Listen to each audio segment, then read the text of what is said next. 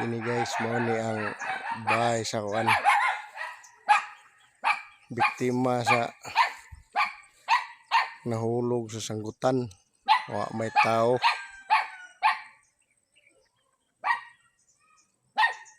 Asa diri tao diri ya? Ha? Subos na. Ngutan na ron ako ba kayong interviewon si kuan og kuan basig matabangan ba? Alas kay Pedro sa Podyo. Awa ni tao da? Diin siya nahagbong dapita. Tayo Mario. Ako kanang naibigangog diha. Kay boss, Iloy no. Na Iloy patudlo kong Iloy ron. Basin pag naay mo kuan ba makatabang dire. Ay sayang maning kuan nga.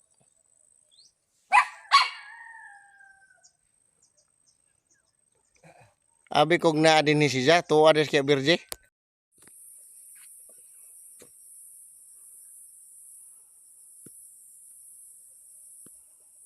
Mau ni sanggutana guys, ini. Din ni si sana. Hagbong. Taas kayo.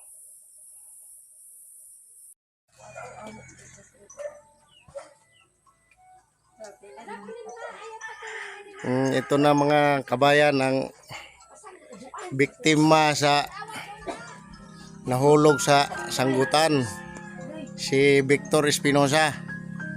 Bek, ako ang pangutanon, mga pila kahak-hak na kuha na mo? Kahagbungan mo?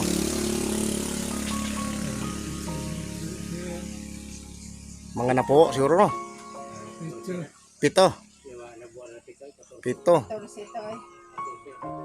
Kini siya guys, nanginahanglan ni siya tabang para siyang wheelchair no kay di man siya kabarog kay pilan siya kabuos ospital. Sa kabuan kapin. O sa kabuan na. Kanus am ni siya nahagbong dai. 18 sa March. March 18. So nanginahanglan ni siya kuan wheelchair kung sino yung may puso dyan na maganda. Baka kahit pa kunti-kunti lang kasi kailangan nating tulungan tong biktima ng nahulog sa sanggutan. Wala namang ibang pinagkakitaan mga tao dito kundi pagkukuha ng tuba. Ito yung asawa niya, yung anak niya.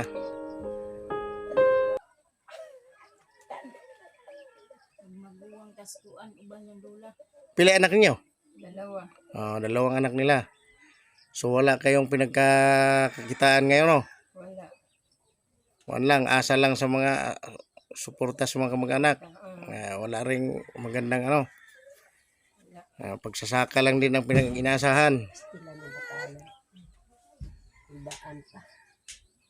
So ito siya si Victor Espinosa. Berly Espinosa din siya no? Ito yung kalagayan niya guys, isang buwan nang nilabas nila sa ospital kay dala ng kahirapan, wala na ring pantustos sa gamot saka pangangailangan nila sa araw-araw. Pagkain.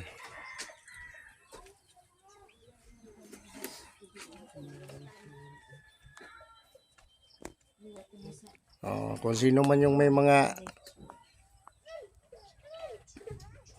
magandang puso dyan, sana po makatulong tayo sa ating kababayan na ganito ang kalagayan. So sa ngayon, ito lang muna po. Salamat.